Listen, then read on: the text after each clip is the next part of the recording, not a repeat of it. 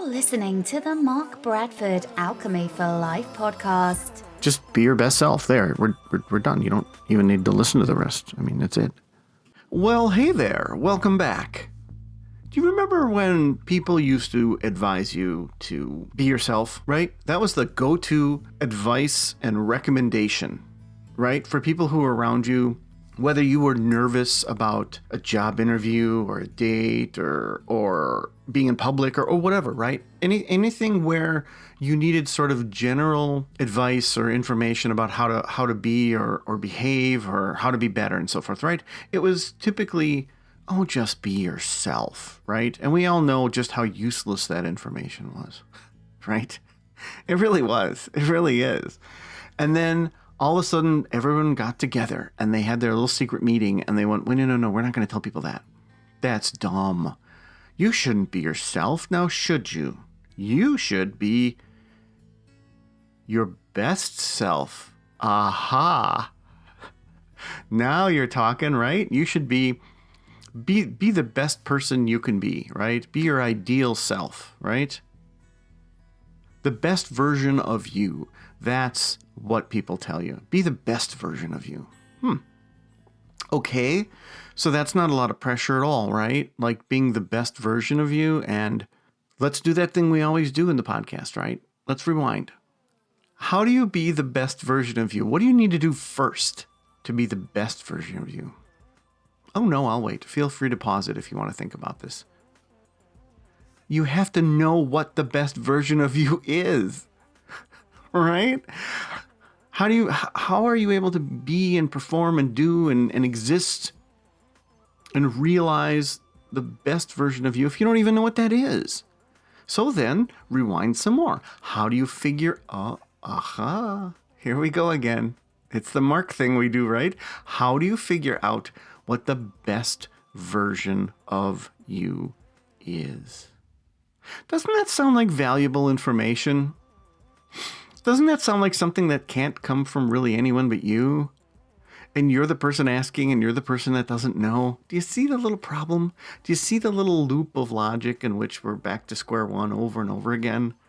Be the best version of you. Now go and get him, Tiger. And then you go out into the cold and you're like, oh, okay, I feel like I'm not wearing pants. But you are wearing pants. But you don't know what the best version of you is and you don't know how to figure it out. So let's take a minute here and try to do that. So we know that our moral compass and our conscience and just our discomfort and our joy all come from basically the things we do and say and act and feel, and right? Like we can have an interaction with someone and then we can feel kind of crappy about it later and go, I probably should have reacted differently. Or, wow, I handled that well, right? So we do have this track record, but we have more than a track record. We really do have a set of instructions. We really do know exactly what the best version of us is if we go by the metrics that we use as human beings, which is, I guess, our feelings, right? Like that's what makes us more than robots or concepts or even lower life forms. We have that. We have the ability to kind of sense and feel, and there are those that would say spirituality and so forth is sort of another step, isn't it? Like having a soul. And without getting too spiritual on you or going off into the metaverse for you, not associated with Facebook, there is that, right? But that's sort of a voluminous guide. It's sort of something you can't really get your hands on, right? Well, just do the right thing, Billy. And I shouldn't make fun of that because I have a long history of attempting to do the right thing. And I shouldn't say attempting because I've pretty much been very successful in doing the right thing. The success or lack thereof that comes after that is something else to be discussed, but I have been very successful in doing the right thing as far as I know.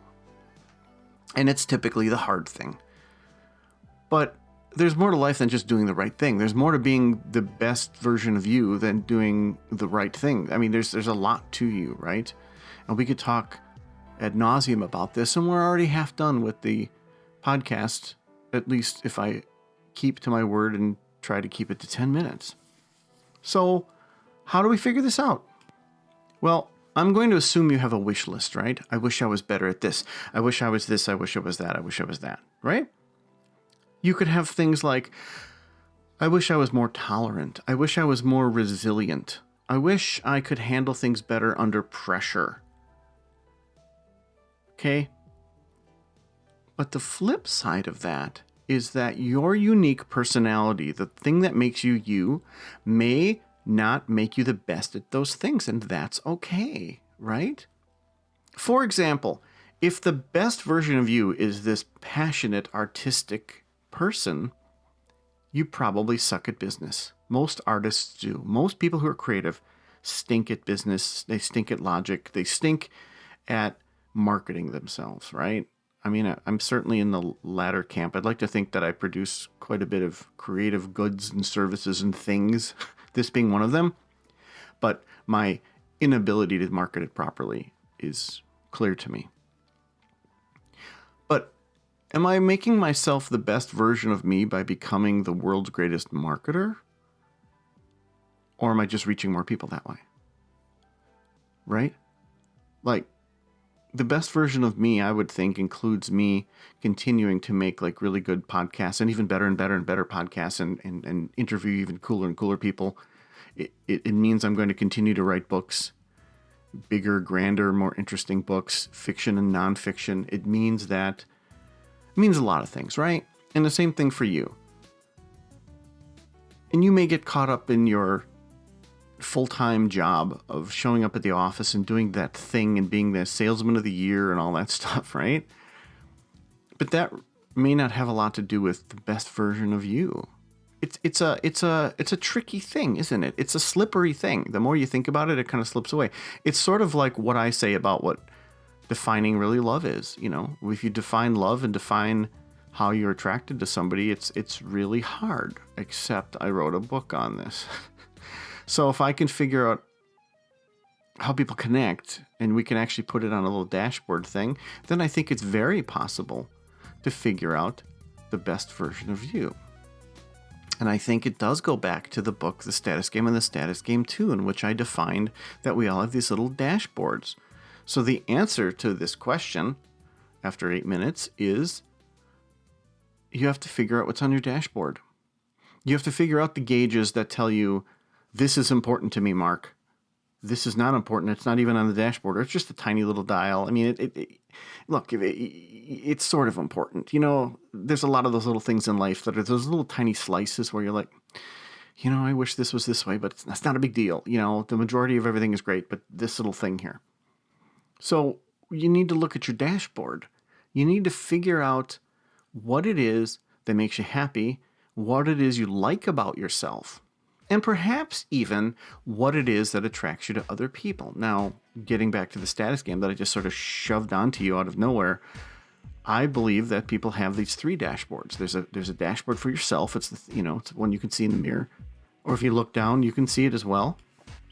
It's the dashboard for people that you are platonically connected to, friends and family. You know what's important in connecting and having friends. Your circle of friends. What do they look like? And then there's the one that really is for your romantic connections with, your person, the person that you perhaps have procreated with and started a family with, that sort of thing. And those may vary a bit. They're not going to vary too wildly, hopefully, but they're going to vary a bit. And that's where we need to look. So, because this podcast isn't a primer necessarily on the status game and the dashboards and so forth, I'm just going to say a couple things, which is, make your list of your wishes about yourself. I wish I was this, I wish I was that. Make a list of the things you actually do like about yourself. Make a list of the things you don't like about yourself. And look to see if the things you don't like are just basically the negative version of the things you do like about yourself. Because it could just simply be that you need a little bit more effort in that space. For example, you may literally say that, sometimes I'm actually a very patient person and it surprises me. Like people have complimented me that I've gotten through a situation because I was so patient. And then you may literally have I wish I was more patient. Huh? And it could just be that you have an extremely high standard on it. Or in speaking the language of the status game, your gauge is pretty big and the needle's set pretty high. So a failing may not be a failing. It just may be that your standard's super high on that. But take a look at those three things and keep that in mind, okay? And the reason I say keep that in mind is because, as you know, I started Alchemy for Me, and we're up to a number of courses and guest teachers now. And one of the courses that is going to be coming down the line is actually all about the status game and finding your gauges. So if you've laid this groundwork for yourself, you're going to help yourself. You're going to answer the question of how do I become the best version of me? And you're going to kind of be all primed for the status game if you want to go through that. Coolness. Right. Oh, did you spill your coffee? Sorry. I didn't mean to yell like that. Coolness. All right. So have a great day. We'll see you again soon. Please go ahead and do that stuff. Please always communicate.